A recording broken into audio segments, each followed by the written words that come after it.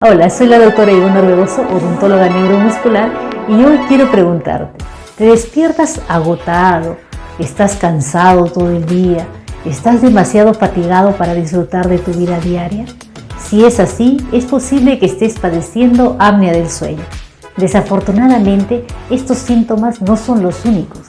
Este trastorno, si no se trata, puede causar una presión arterial elevada, enfermedades cardíacas, mala visión, diabetes, derrame cerebral e incluso infartos cardíacos. El apnea del sueño es un trastorno caracterizado por pausas en la respiración que lleva a una respiración superficial durante el sueño.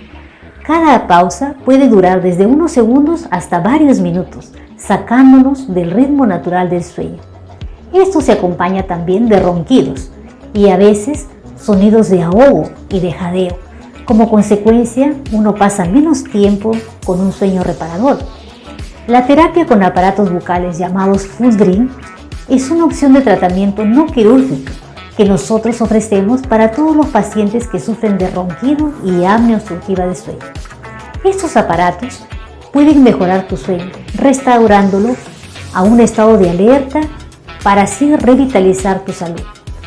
Si padeces los síntomas de la apnea del sueño y estás interesado en explorar un enfoque de tratamiento no quirúrgico y no invasivo, comunícate con nuestra oficina, que gustosos te atenderemos.